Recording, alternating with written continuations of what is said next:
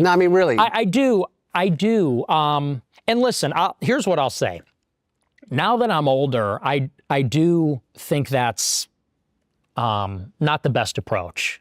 So I agree with you on that. And I see it as I get older, because let's be honest, saying those things when I'm a younger guy, when I'm, 18, 20, it's like, you got to think that's just the age. Jews are running society. Women need to shut the fuck up. Blacks need to be imprisoned for the most part. And a lot of young people think that's funny and everything like that. I think that it also goes with the medium as well. Live streaming, social media, that's just what it rewards. So yeah, I think that people should try to move past some of that. I'll try. Nick Fuentes got asked a simple question last week. Not a trap. Not a gotcha.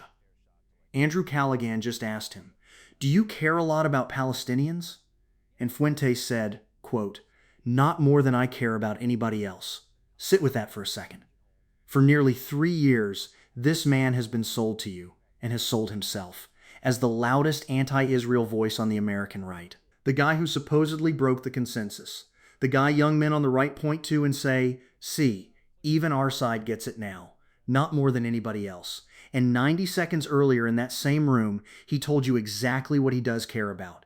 He said the problem with the left's position on Gaza is that it's too narrow, that it stops at the genocide, that the real conversation, his words, does have to do with the Holocaust, and it does have to do with Jews as such. That's not a slip. That's a thesis statement. And it's the single most useful thing anyone on our side of this argument has been handed all year. If you want the receipts before the take, hit subscribe. That's the whole deal here. I'm Neil. This is The Honest Perspective. The man they told you was your ally on Palestine just told you he isn't. Let's get into it. There you go. See, so we got that in common. So a different question that I have that kind of weaves everything together.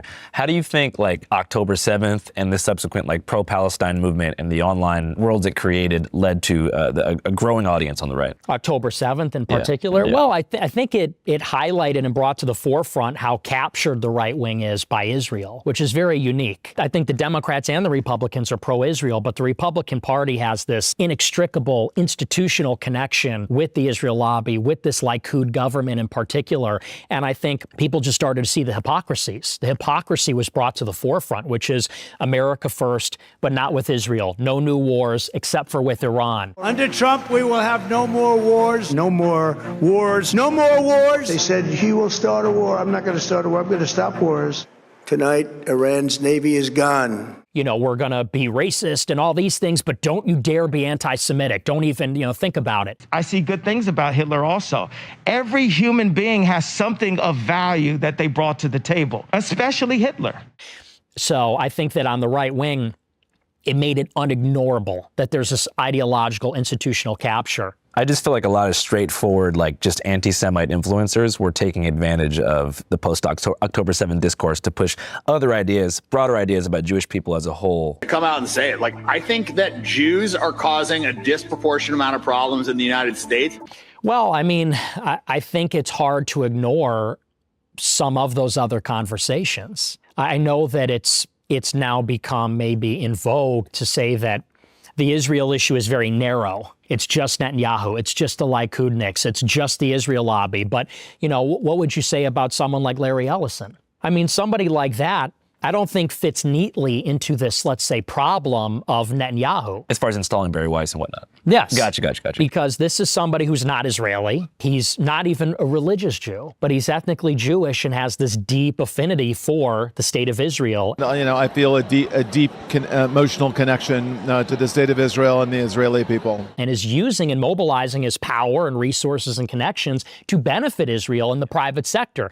And so if you were to say, what's a law that we could pass to prevent that kind of influence, what would it look like? He's an American citizen. He can't buy a media company and hire Barry Weiss to run CBS News. And yet we recognize that's a big problem. I just feel the conflation of anti-Zionism and Holocaust denial played into the hands of the Israeli propaganda apparatus. Because then they can say, hey, look, these people that oppose what we're doing in Palestine also don't think the Holocaust happened. It's a big jump in the public perception. It was almost to me as if that was your intent. To lose any legitimacy about any argument as it relates to Israel and the Likud government, is to say those edgelording things or whatever. Pause it right there, because something just went past you fast. Fuentes reached for Larry Ellison. An American citizen, he says, who can buy a media company and put Bari Weiss in charge of CBS News. Here's the thing. That happened. It's real. But it wasn't Larry. It was David Ellison, his son, who bought Paramount and installed Weiss as editor-in-chief of CBS News last October. Larry helped finance the deal. David runs it. So why does Fuentes reach past the man who actually did it to name his father? Because David doesn't do the work he needs him to do. Larry does. Larry is the one Fuentes can describe as his words. Not Israeli, not even a religious Jew, but ethnically Jewish. That's the whole reason the name is in his mouth. Watch what happens when Callaghan asks him for a law. Any law. Something you could actually write down. Back to it. Jews are money changers. Bullshit artists, psychopaths, charlatans, grifters, manipulators. I don't know anybody that can hear you after you say that, including myself. It delegitimizes everything because I don't think that you a little bit of more compassion. Let's try to stay a little. I don't want to do any character attacks on Nick. I'm not attacking his character. I'm not attacking. I promise you. I'm no, not. but as far as compassion, I'm more just being straightforward. Do you feel like the rise in anti-Semitic online influencers post October 7th has given Israel more ammunition to work with in terms of casting everyone who opposes what they're doing as just like a rabid Jew hater? In some cases, yeah, in some cases, sure. But I also think that's overstated because I think that, look, let's just be honest. I do believe the political left wants to make the Israel issue very narrow. And they want to say that the issue is this genocide in Palestine. And on some level, they think that the Israeli government is racist. You f***ing baying pig! You f***ing bloodthirsty, violent pig dog! And that's the problem. And I think that ignores that there is a broader conversation, and it does have to do with the Holocaust, and it does have to do with Jews as such, and Jewish nationalism and Jewish identity. So to try to shoehorn it in and say, well, if anybody goes further than this very narrow critique of Israel, well, they're actually helping Israel, I don't agree with that. I think we have to unpack the whole conversation. Well, do you care a lot about Palestinians? Not more than I care about anybody else. So I guess that would be why they would be like, okay, you're just taking advantage of this discourse. I don't think it's taking advantage. I think that we can sympathize with the Palestinians while also realizing that, look, I'm an American. And so it's a tragedy what's happening in Palestine, but there's tragedies happening all over the world. My problem is that Israel has this influence over our government. I'm a newcomer to politics, but not to backing the Jewish state. And we're paying for the genocide, and we're furnishing them with the weapons to commit the genocide. And by the way, America is going to be held liable for this genocide, morally, but also politically and diplomatically and otherwise. But I think that people on the left, they may be guilty of maybe caring more about Palestine than they do about America. He never answered the question. Callaghan asked for a law, a mechanism, something with words in it that a legislature could pass. And Fuentes gave him nothing, because there isn't one. You cannot write a statute against a group of people having feelings about a country.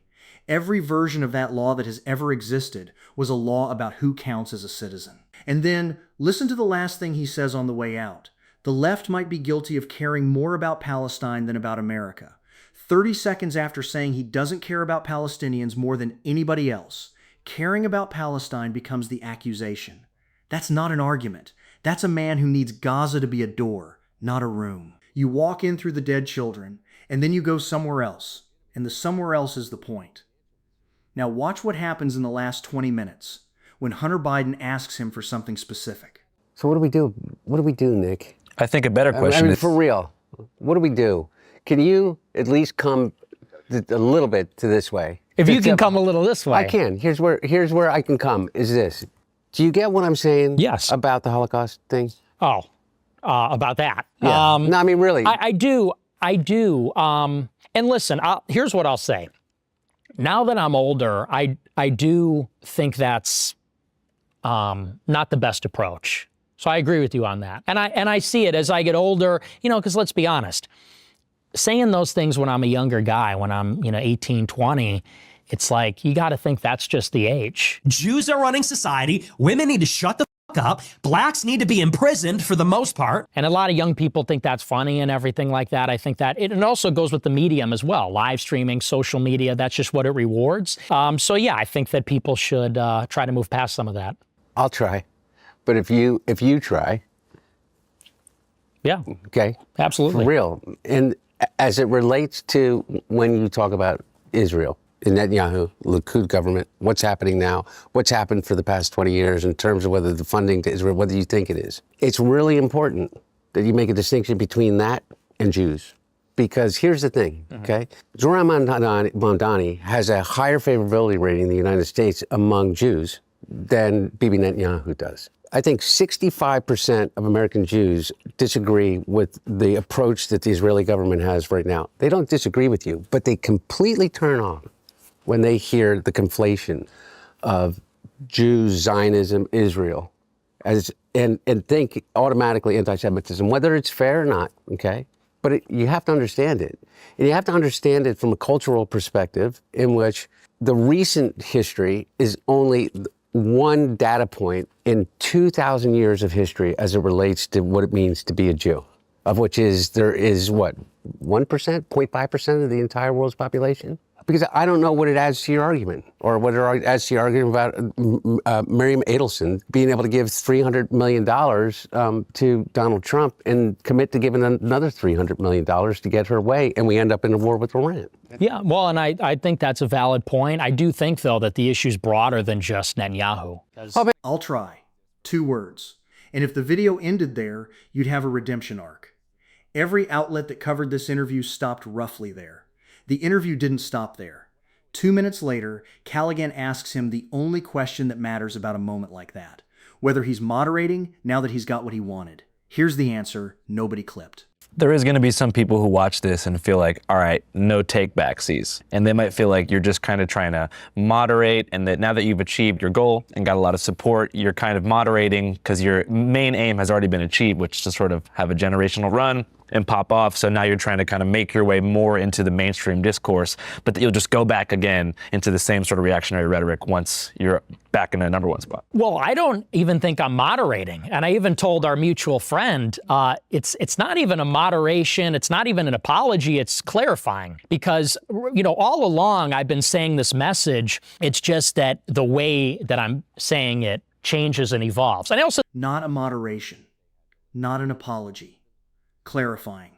I want to start somewhere uncomfortable, because if I don't, nothing else I say here is worth anything. Hunter Biden got a number wrong in that clip. He said Miriam Adelson gave Donald Trump $300 million and pledged another $300 million. That is not what happened. Adelson put $100 million into her pro-Trump super PAC Preserve America in 2024. $25 million a month across July, August, and September, then another 20 at the end of September. Add her other Trump-aligned giving, and you get to roughly $106 million. She and her late husband had given about $90 million in 2020, so Hunter inflated it by a factor of 3. I'm not going to pretend he didn't, and I'm not going to let it slide because he was making a point I agree with. Because here's the thing, he didn't need to. One woman put 9 figures into a single presidential cycle. That is the story. When you round it up to 300 million, you don't strengthen it. You hand every person who wants to dismiss it a reason to. That's the whole discipline. Our numbers have to be real, or we're just the other guys with better intentions. Now, let me show you why I don't believe Nick Fuentes when he says he's clarifying. Because 13 minutes after the segment you just watched, he does something genuinely interesting. Callaghan asks him about J.D. Vance, and Fuentes lays out a structural argument. A good one. He walks through how Peter Thiel gave Vance his first Silicon Valley job, how Thiel funded his venture firm, how Thiel put $15 million into his 2022 Senate race through the Protect Ohio Values Super PAC, the largest sum any single person had ever put behind a Senate candidate, how Thiel then helped secure Trump's endorsement, which is what won him the primary, and his conclusion. Vance owes his entire political career to Peter Thiel. Every bit of that is documented. It's in campaign finance filings. It's in the reporting. And notice what he doesn't need to do to make it. He doesn't need Thiel's ethnicity. He doesn't need a 2,000-year story. He doesn't need to say the word such. He's got money, access, a paper trail, and a name. And he builds a clean, verifiable case about a billionaire buying a vice president. So the vocabulary exists. He has it. He can do this. He just doesn't do it for Larry Ellison. That's the tell. When Fuentes talks about the oligarch, he's coded as Gentile. He talks about money and leverage.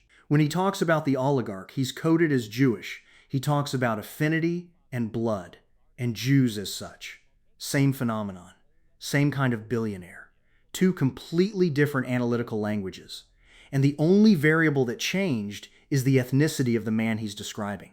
You don't accidentally keep two sets of books. And here's what makes it worse. What he's leaving on the table.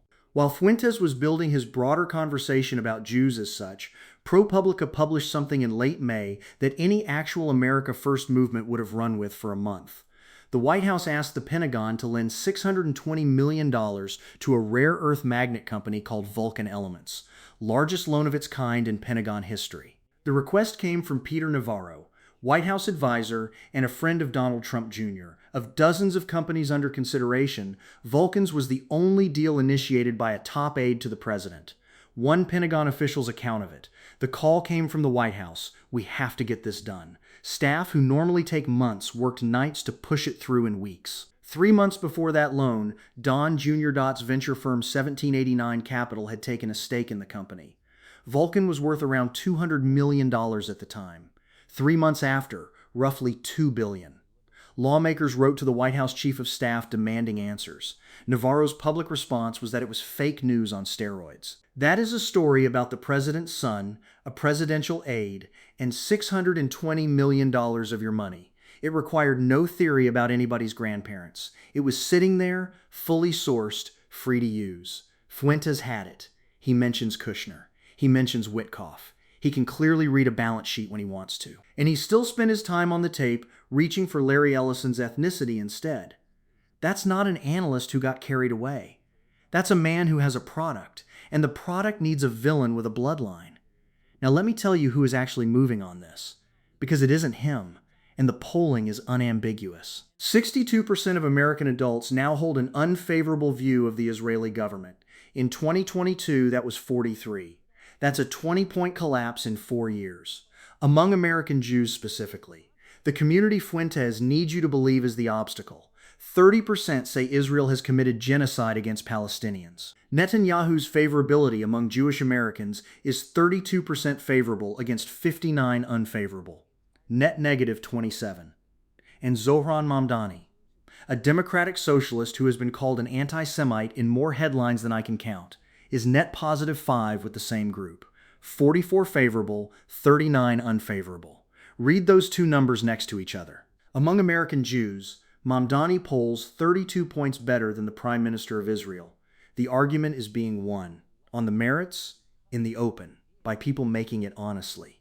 Which is exactly why the conflation is so expensive.